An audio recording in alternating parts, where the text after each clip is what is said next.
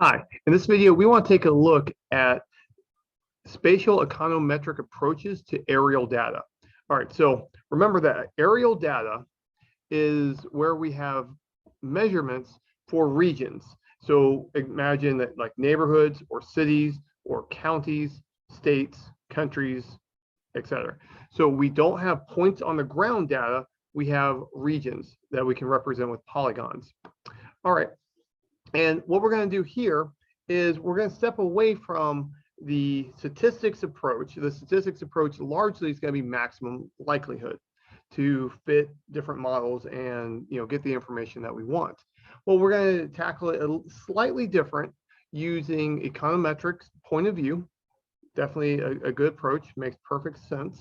A little bit different emphasis depending on your, this might be better or worse depending on your project, depending on who you will be presenting to. What we're going to do, we're going to take some examples from Applied Spatial Data Analysis with R, second edition. Here's the names of the authors, and here is the website of the book. And if you are a UCF student, you can download it for free from UCF's library. All right, so let's get down to the example.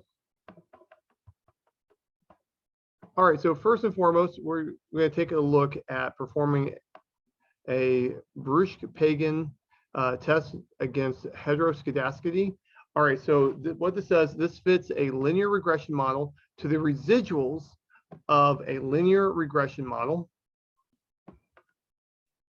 Now, the default setting in the code is to use the same explanatory variables as those taken in the main regression model, and then rejects if too much of the variance is explained by the additional explanatory variables. All right, under the null hypothesis, the test statistic of the BP test follows a chi-square distribution with the parameter at the degrees of freedom corresponding to the number of regressors without the constants. All right, so let's go ahead and run this. Now, this is coming from the LM test package. And here we have a statistically significant p-value. Degrees of freedom is 3. The test statistic is 9. All right, so we reject the null hypothesis in favor of the alternative. All right, so we see that we reject if too much of the variance is explained by additional explanatory variables. So it looks like additional explanatory variables would explain more of the variance for us. All right, so now let's take a look at the estimated coefficients. If I use LM test, I do coefficient test on the linear model, where Z is our approximately the log of the log of the counts, and it's a little bit slightly different because it's rescaled. And here are our predictor variables. And so here this is similar to the summary function, but a little bit different. And we get our table of estimated coefficients, estimated standard error, t-value for hypothesis testing, and the p-value for each of these. And so here we can see p exposure is not statistically significant by this particular measurement.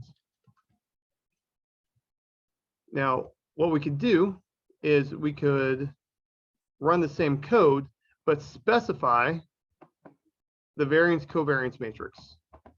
And what we're going to do, we're going to take the variance covariance HC function from the sandwich package, type HC4, and we run with it. Now, something to point out about this is that you will notice that so far, I haven't done anything with regard to spatial statistics. This is a linear model. This is not a spatial model.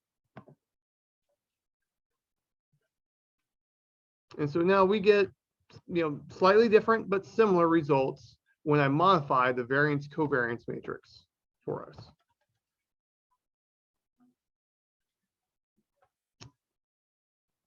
All right, so now if I want to do Lagrange multiplier, or Lagrange multiplier test on linear models.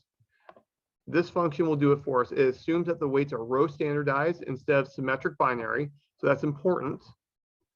A key concern is to try to see whether the data generating the process is a spatial error, SAR, simultaneous, or a spatial lag, simultaneous model. And so here we have spatial error, SAR, or spatial lag, SAR. And those have been covered in the the spatial error model was covered in previous videos, while spatial lag model includes only the endogenous spatially lag dependent variable in the model. And so we want the Lagrange multiplier diagnostics for the spatial dependence in the linear models. And the function that we're going to use, it's going to report the estimates of the test chosen among 5 statistics for testing for spatial dependence in linear models. All right, so those statistics are the Lagrange multiplier test for error dependence, the Lagrange multiplier test for missing spatially lag dependent variables, variant of these that are robust. So these, the robust versions, test for error dependence in the possible presence of a missing lag dependent variable, while robust Lagrange multiplier lag goes the other way around. It switches the relationship there. And then here we have a portmanteau test also.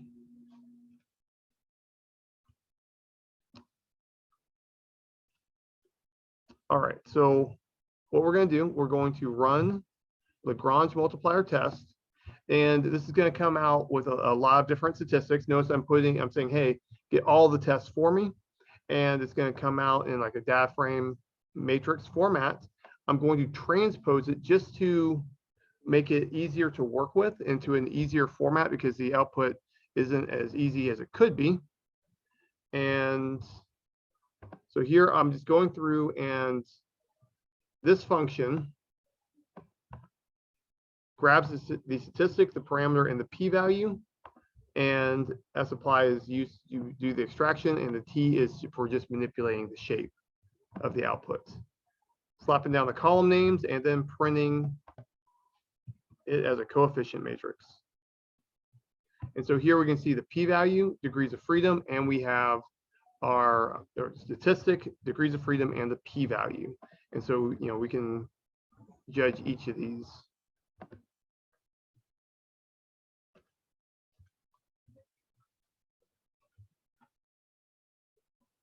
All right, the simple Lagrange multiplier test for error dependence is robust, that takes into account the possibility of both an omitted spatially lag dependent variable and a spatially autocorrelated residuals. Now, the robust RLM error test is designed to test for spatially autocorrelated residuals in the possible presence of an omitted spatially lag dependent variable. Now, something to be mindful about is that if the fitted model exhibits multicollinearity, that can have a huge impact on the results of this. And so if we have garbage in, we can get garbage out. These are very nuanced tests. And if I have, poor setup, garbage in, garbage out on my data, on my models, on the decisions I've made up to this point, I can't trust the results. So you need to be mindful of that. All right, so the spatially lagged model takes the following form. Y is the endogenous variable. X is the matrix of exogenous variables, and W is spatially lagged matrix. This contrasts with Spatial Durbin, which includes the spatial lag of the covariates. And so we can see that we've got some more stuff going on here when I compare these two equations. And the spatial error model, if I take this and I do just a little bit of light manipulation, I can make this just a little bit cleaner. So if I move this term over to the left like this, then I can do some factoring. I can see that I've got I minus lambda W on both sides. So we can also approach this in this manner.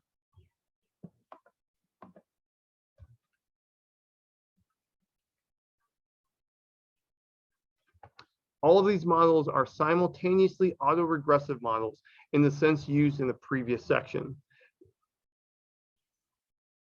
So now let's fit a spatial lag model by maximum likelihood. Once again, finding the spatial lag coefficient by line search, then the remaining coefficients by generalized least squares. So what we're going to do, we're going to find the lag coefficients by maximum likelihood. And how I approach that is I go over a grid of values and evaluate. Then I'm going to compute the coefficients after I have my estimated lag coefficients. I'm going to compute those using least squares. So something to be mindful of is that in spatially lagged models, observations are treated as dependent on each other. All right, so and that's because of the auto-regressive aspect. Now, spatial reg package can also use sparse matrix techniques. But when the eigenvalue technique is used, asymptotic standard errors are calculated for the spatial coefficients. Now, there's kind of a hang up here. If the variables in the model are scaled such that the other coefficients are scaled differently from the spatial autocorrelation coefficients, the inversion of the coefficient variance covariance matrix may fail. All right, so what that is saying is that if I have greatly different scales in my data, problems can come up in terms of the computations.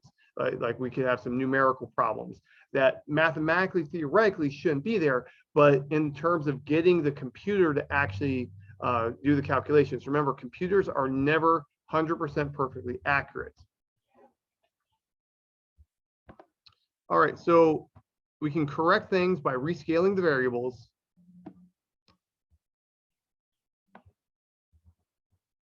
All right, so let's go ahead and compute a spatially simultaneously autoregressive model where we estimate using maximum likelihood. That's a lot to say. And this is going to be the lag SAR linear model. So lag simultaneous autoregressive linear model. And we have our linear model, our data, and then our list of weights. And here, these are row standardized. All right, so let's go ahead and take a look. And so now, we can see the output. And once again, we get similar output. So something that is coming up over and over as you work through these models is that we get relatively relatively similar results every single time, but there are small nuances on things like how much variance is accounted for and the model structure. So which one's the right one to use? It depends on who's receiving this. If a person isn't comfortable with with spatially lagged variables, you might want to just use a regular linear model. You might want to use AIC to check to see which one you want to use. You need to consider all of these aspects when you launch your model for real. Now, if we want to run the BP test on our model that we just got, we just run it with spatial reg, and we can see that we have 0.05. So that's like right at the cutoff. Now I'm rounding to 2 decimal places in the output, just so we don't have too many numbers to look at.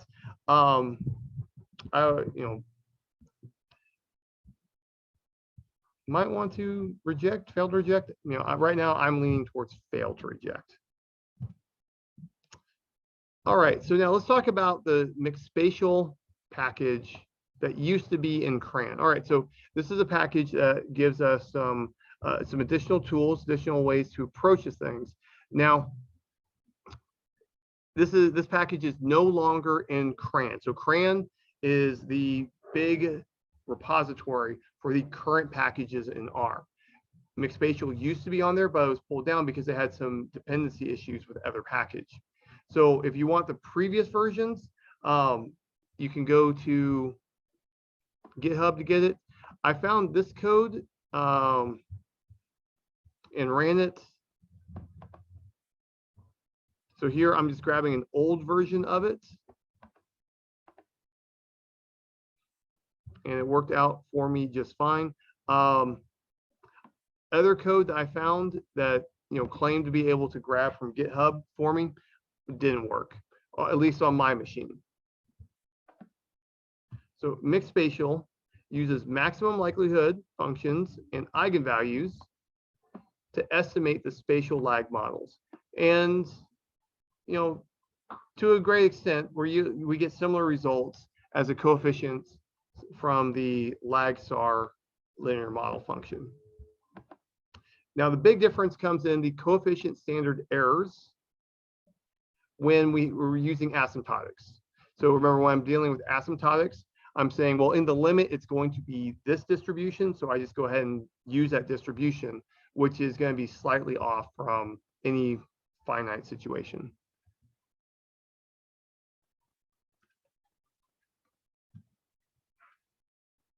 All right, so let's go ahead and estimate this model by using maximum log likelihood. So I'm in the mixed spatial package, simultaneous auto regressive, maximum likelihood. And I'm specifying my formula. I'm specifying my weights, between neighbors. And then we have a special function for the eigenvalues. And here is my data.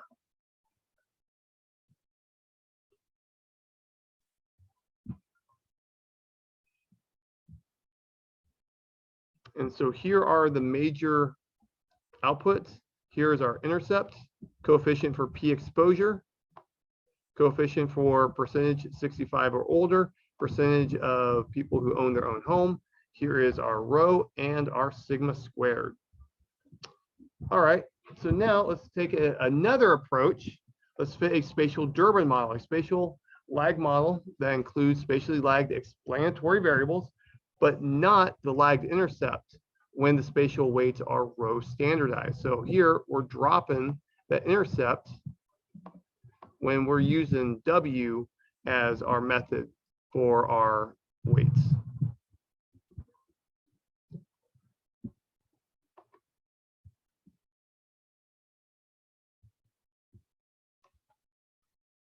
Here is the structure of the formula. I'm run through it, and now here I'm putting in type equals mixed. So here I'm saying to drop the lag intercepts.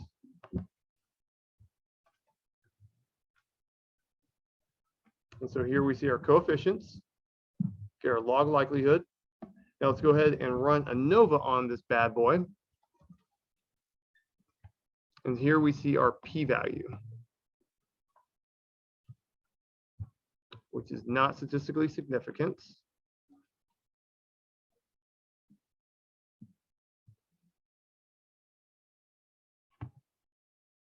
So let's go ahead and compare the two models. So here is the mix where I'm saying drop the lagged intercept, and here is where I did not specify that using default settings. And so we conclude that these two are equal. So I want the simpler model. And so here I would want the lag simultaneous auto regressive linear model on Z without the mixed aspect.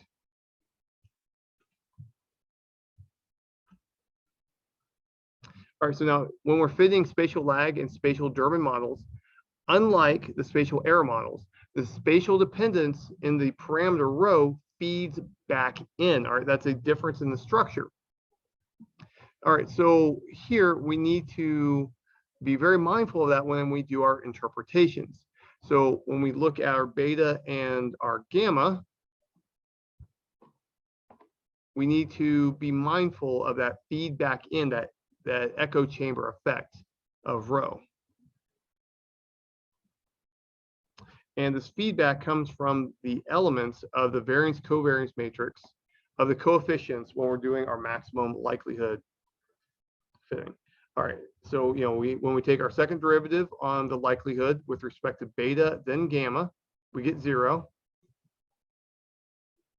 While when we're taking care of the Durbin model, that second derivative is not equal to 0.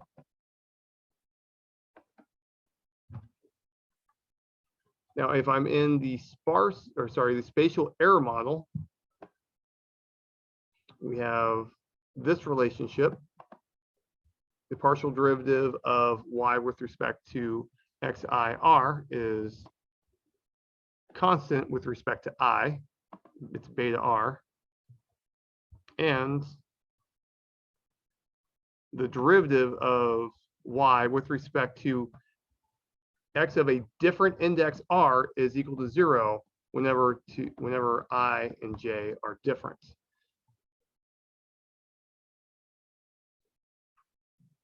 And so this tells us that y sub I partial derivative with respect to xjr is going to be equal to I minus rho, our weight matrix, inverse times I times the beta r vector. And then it's the ith jth entry here. And in this approach, we are assuming that I minus rho weights inverse is a dense matrix. So when we say dense, we're saying anything other than 0.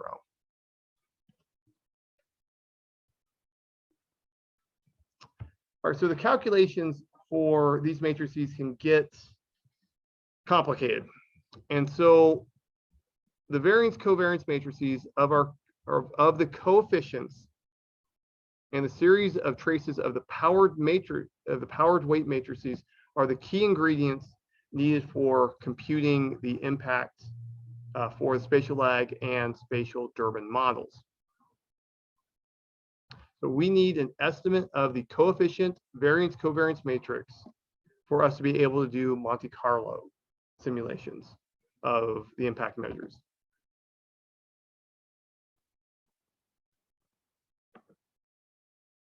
Now, we don't need the variance covariance matrix to compute estimates of the measures themselves, but if I want to be able to do Monte Carlo simulations, I need the variance covariance matrix.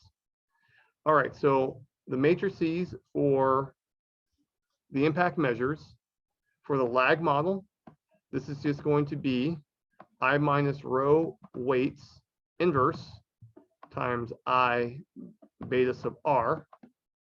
For the spatial Durbin model, it's similar, but instead of having I beta r, I have parentheses I beta r minus W gamma sub r. So spatial Durbin may be appropriate when using traces of powers of the spatial weights, as well as analytically. All right, so the average direct impacts are represented by the sum of the diagonal elements of the matrix divided by n for each predictor variable. The average total impacts are the sum of the matrix elements divided by n. So here we have sum of diagonal elements divided by n. Here we have the sum of all elements divided by n. And then the average indirect impacts are the difference between these two.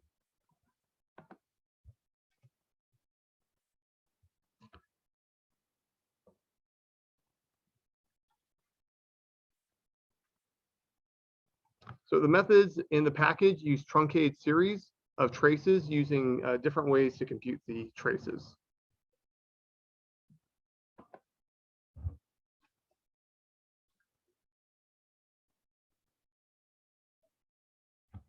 So we can use the spatial reg trace W function to calculate these traces for us. By default, they set M equal to 30 traces. And so here we're actually executing that. So we are converting our list W to a C-sparse matrix, and then we're dropping that in to the trace W function. And we can see the first 6 values of the traces.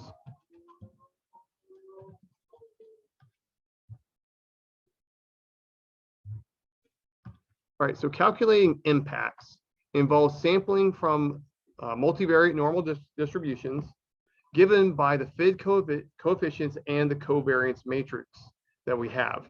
All right, so you remember that anytime I have a vector and I have a covariance matrix, I can always get a normal distribution. So we're taking the vector of estimated coefficients that's going to function as our mean empirically, and then we're going to take a covariance matrix and we're going to drop those into multivariate normal. Now, the simulated impacts are returned as Monte Carlo Markov chain objects, and we can use this function to compute the highest posterior density intervals for us. So this isn't quite like a confidence interval, but in terms of interpretation, it's not exactly right. It's not exactly the same as a confidence interval, but if you think of it that way, you know, for the purpose of interpretation, you're not too far off. But there is a difference because this is a posterior density, not a confidence interval.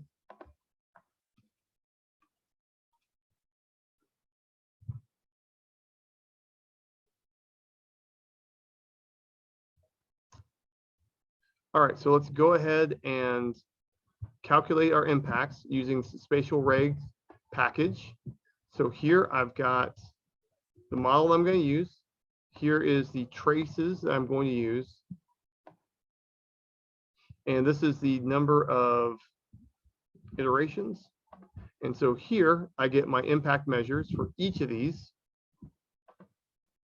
So now let's get the highest posterior density intervals for these. And so here, if I choose direct, I see that I have a sign change, no sign change, sign change. That's important. Indirect, I have sign change, sign change, no sign change, and negative. If I do total, sign change, both positive, both negative.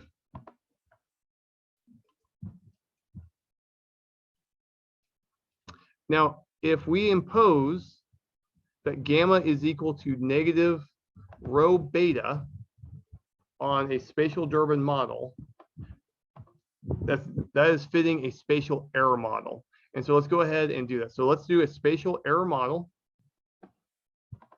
So error simultaneous autoregressive linear model. Here's my formula. Here's my data. Here's my neighbors. And we get our outputs. And so here we can see that P exposure, once again, is not statistically significant. And here is our AIC if we want to compare the model to other models.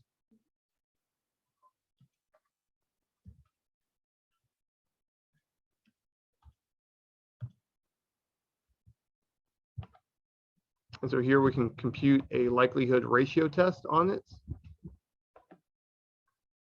They're comparing these two models. And we conclude that there is a difference between the two of them.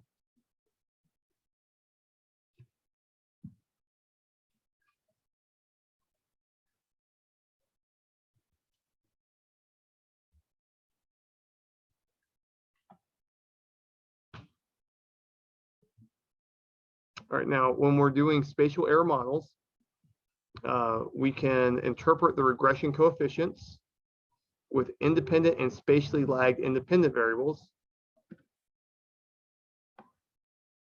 And we can have a spatial Durbin error model, and we can approach that as direct and indirect impacts respectively. Now, these models also accommodates modeling error autocorrelation for us automatically. And so here, if I want to do that, if I want to tackle it this way, so if I want to do simultaneous autoregressive model estimation while including spatially lagged independent variables, I put E type equal to E mixed. And that will go ahead and include spatially lagged independent variables for me. Everything that we've done so far did not include spatially lagged independent variables. We had going for dependent variable, but not independent variable. And so now we can just get that lag for us very nicely.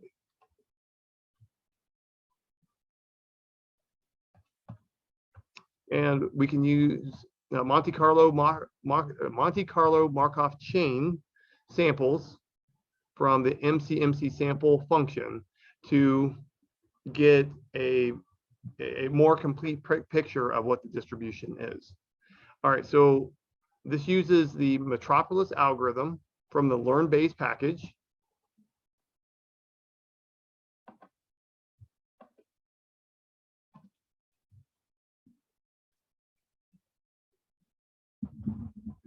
Now, something to be mindful of is remember that we always need a burn-in phase. So when I do Monte Carlo Markov chains, I'm going to have a bunch of iterations that I completely ignore and don't get included. So here we're doing 500 iterations, then 5,000 more. We are throwing away the first 500 iterations. And so let's take a look at the distributions of the direct and indirect impacts of the exposure variable for spatial Durbin error model and the spatial Durbin simulation.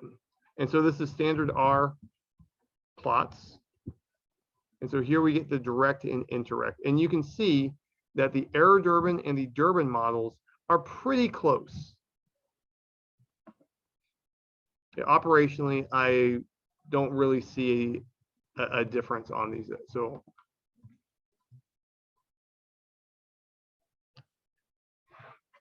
now, Spatial Econometrics has developed alternatives to maximum likelihood when fitting models. All right, so what we can do a two-stage least squares in a simultaneous system of equation instead of doing maximum likelihood. Something about this is I don't need a probability distribution to do this. When I do maximum likelihood, I need some way of computing likelihood, means I need a probability distribution. I don't need that assumption if I'm doing a two-stage least squares. All right, so in this idea, we're using the spatial lags of the explanatory variables as instruments for the spatially lagged dependent variable. So here we're going to be using x, the weights times x, and the weight squared times x. Now, if you look at the documentation, the Greek letters get switched. Now, rho is the spatial error coefficient. Lambda is the spatial lag coefficient.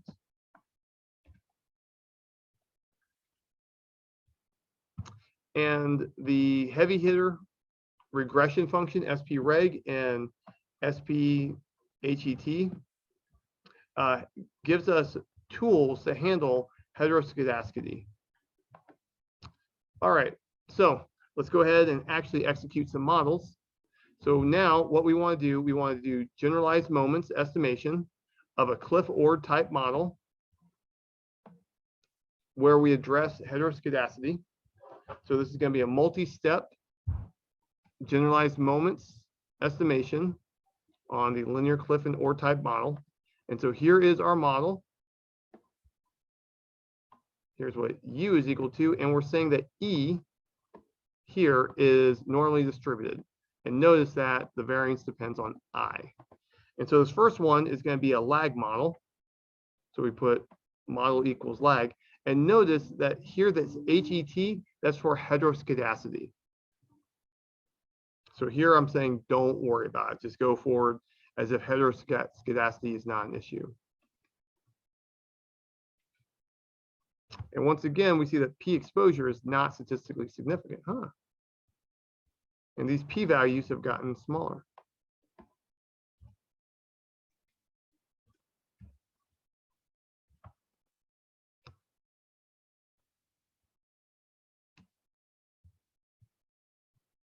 All right, so now we can also tackle error models with generalized moments.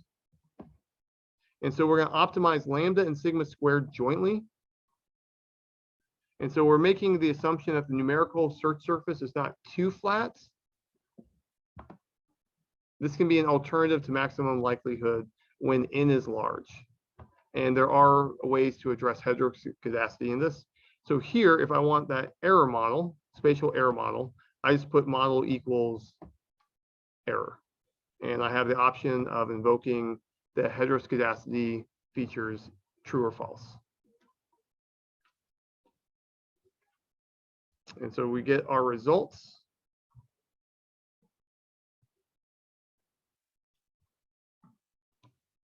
Now, we're going to go back to the mixed spatial package. Now, remember, the mixed spatial package is not like 100% in R. If you want to just download it directly, you won't be able, if you're using like RStudio and just clicking around to install packages, it's not going to load for you.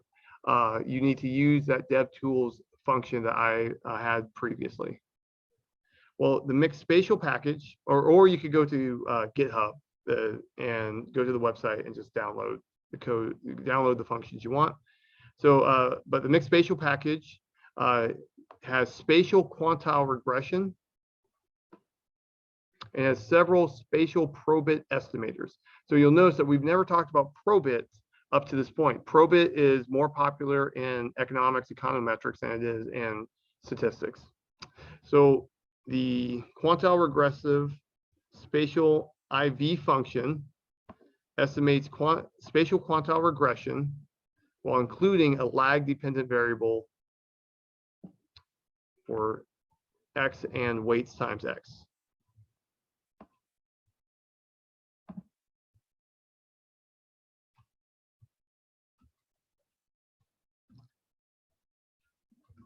And so when we run this, we specify our tau and the number of bootstraps. So this is a bootstrap function, and we get our estimates throughout.